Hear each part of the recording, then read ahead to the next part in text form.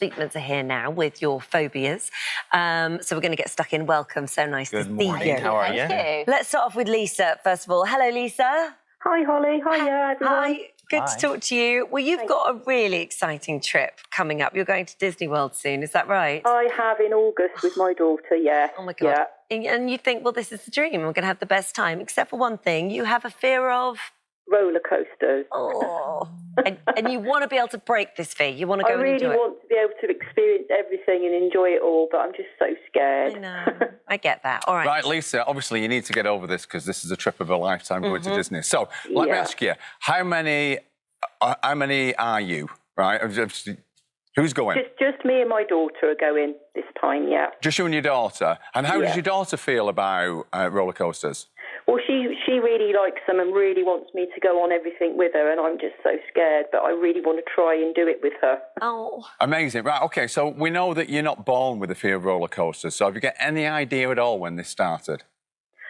Probably when I was younger. My mum has you know, had a fear of heights and things like that, so maybe, you know, I've just followed in her footsteps, I guess. Yeah. And also, when I was little, we went to a theme park and the cable car that takes you across over, you know, that got stuck. Oh, right. That'll do it. And it was just it stopped for ages, and I was just so scared, and I just thought it was going to fall and I was going to die, and, you know, all of that. Right, so I mean, obviously there's two things going on. That's it. Yeah. Right, and that's it. But there's two things going on. No because, doctor. She's got it. But firstly, let's just box off your mum, because essentially what your mum has taught you to be fearful of things like that. And you know, you copy your accent off your mum, you know, so you don't question that. So that's the first thing. So you're already, you know, slightly fearful anyway. Yeah. And then you're on this cable and you get stuck on that. And all it takes is one thought in a second where you go, I think I'm going to die. And you said the words there. Yeah. And then, you know, it's created. And even though you got off safely, it doesn't matter because you can't reverse it. No. So what I want you to consider is, firstly, that you did get off safely.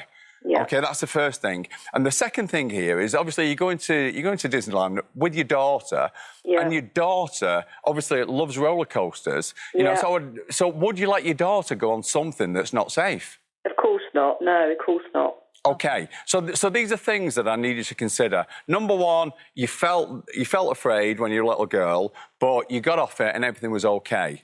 Yeah. And now you let your daughter go on roller coasters. And again, this is more of the height than the roller coaster, isn't it, really? Yes, I think so, yeah. Do you like going fast? Yeah, I love it. I love, like, the speed of things. It's just, I think it's the height. It's the anticipation of going up. You know, at the beginning of a roller coaster and you're going up, up, up, up, and then it, oh my God. Yeah. So this is all about the height. So just consider, when you were little, you were frightened. You know, you thought that was going to end badly, but it didn't. Yeah. Right. So the height didn't do anything. Yeah, you've actually got more evidence than most that being stuck up high is going to cause you no problems at all. And that's what we'd like you to revert back to is, even when I've been up high, I have never had an issue. And you know, you've got to attribute some anxiety in context, because that's the fun of going on a roller coaster. We all have that level of kind of adrenaline and anxiety as we start to embark up, because we know what's about to happen. And that's the bit that's so scary. So don't attribute that to being part of your phobia. Some of that is completely normal and part of the fun. That's a good point. So have a think about that. And the last thing I'd like to say, as you're queuing up, a great little technique that you can use is to just help lower your heart rate a little bit and to feel calmer. And that is literally to stimulate the vagus nerve. And all you need to do is put a tight seal around your thumb like this and just blow.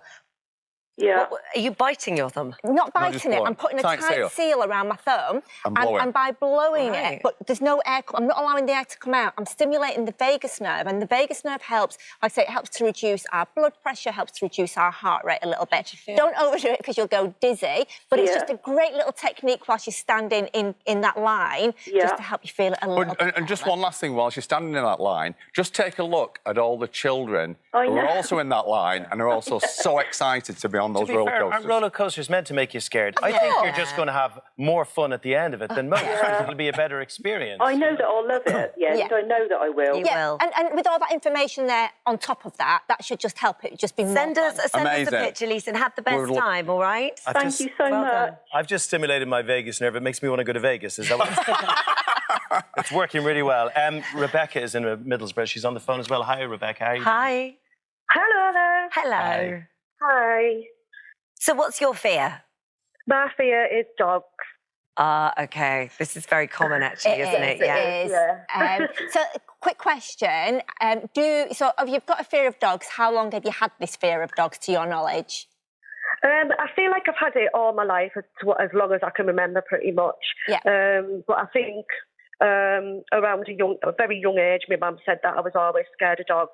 OK, so we know that you weren't always scared of dogs. It might feel that way. But what that does tell us is that you must have had some sort of an experience when you were very little and you felt fearful, and now attribute that same anxiety and fear to dogs as you did back then. So what is your very, very earliest memory of a dog? I would say my very earliest memory that I can remember is being in my auntie's room, and she had a dog.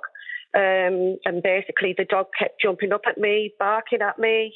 And obviously I just remember being frozen stiff with fear. Right, OK, so the great news is that would suggest that that's the start, because they wouldn't have put you in that room and you wouldn't have been in that room had you already had a fear of dogs. Does that make sense?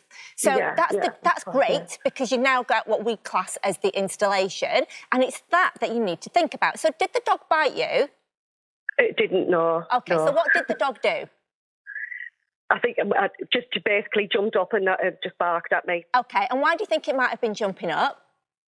I suppose when I look at it now, I suppose just it was excited and wanted to play, maybe. So is what you're saying that the dog was actually it was friendly? I suppose it was, yeah, but to me, probably it wasn't. Right, and you're absolutely right, which is the second part of this. So first of all, we need to attribute that jumping around to actually being happy, and the second is to think about that height comparison from when you were 3 compared to the dog to where you are now. And when you can put that together and actually see, because you're currently seeing it through the child's eyes, but see it through the adults, you'll notice actually that suddenly you'll realise. It's one of those things that you need to sit with, and then suddenly you'll go, okay, and it'll all drop into place. Because the dog won't be as big as it felt then. Well, let us know how you get on if you start to feel better with that. Yeah, definitely, yeah. I suppose it gives me an idea of where it may have started in the first exactly. place. Obviously, it continues on, doesn't it, through adult life. And very common. Yeah. Very much. Completely. But a great thing to do is to go to animal sanctuaries and see dogs that are controlled to start to kind of build a resistance. See them in a different way. Thank you both. Thank you very much. Yeah. Very good. Thank you.